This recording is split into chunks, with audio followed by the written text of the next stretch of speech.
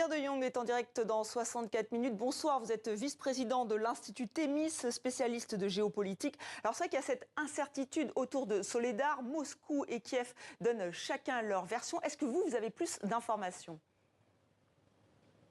Alors aujourd'hui, on peut considérer que 95% de Soledar a été pris par les Russes. Pour les Ukrainiens, on en est au stade, si vous voulez, de ce qu'on appelle des résistances localisées. Et donc, je ne vois pas comment ils pourraient tenir davantage, d'autant que les Russes, non seulement ont envoyé Wagner en première ligne, mais en plus, ils utilisent largement de l'artillerie.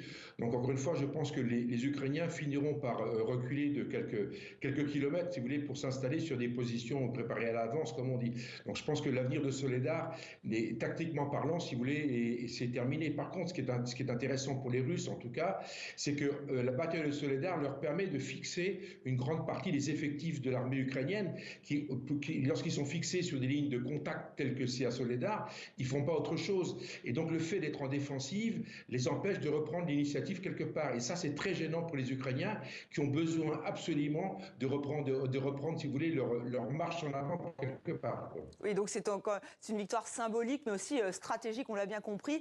Moscou peut-elle aussi s'appuyer sur de nouvelles recrues ?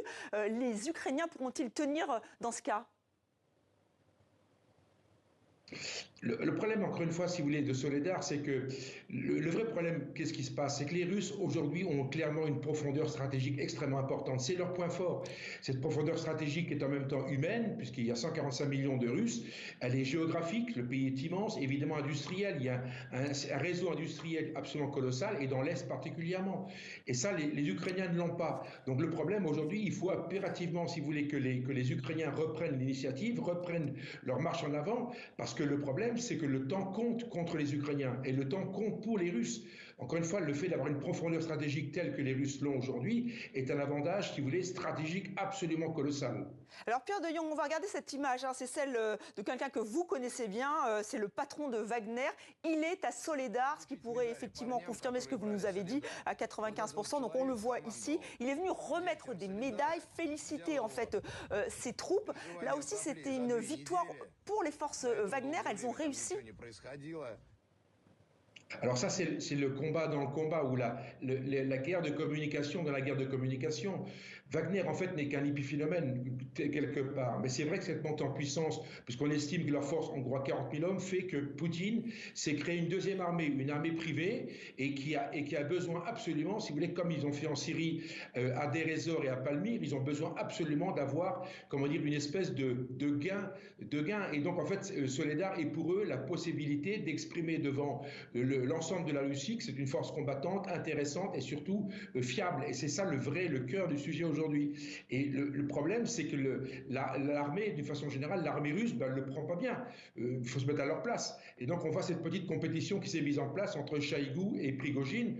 Mais encore une fois, je pense que tout ça s'est coordonné au Kremlin et c'est une animation de paysage qui en fait influe globalement assez peu sur les résultats tactiques. Encore une fois, la Russie est à la manœuvre et c'est ça la vraie inquiétude et ça nous oblige, nous, Européens, et nous, membres de l'OTAN, à accentuer notre aide au profit de l'Ukraine. Alors, une bonne nouvelle toutefois pour Kiev, le Royaume-Uni va fournir des chars d'assaut à l'Ukraine, des chars lourds, je le précise.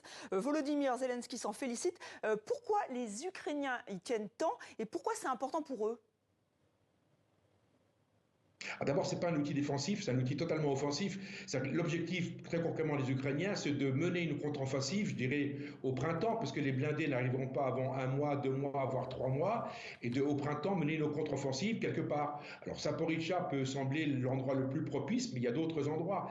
Et donc, l'objectif, c'est de concentrer des blindés lourds, qui font 50, 60 tonnes. Donc, c'est des engins extrêmement mobiles, extrêmement lourds, également extrêmement précis. Et donc, aujourd'hui, les Ukrainiens ont besoin de ce style d'armement.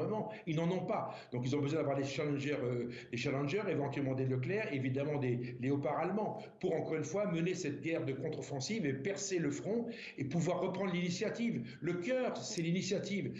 Dès lors que vous avez l'initiative, eh ben, vous maîtrisez le terrain et vous avez une chance de gagner quelque part. Aujourd'hui, c'est absolument impensable. Merci Pierre de Jong d'avoir été en direct dans 64 minutes.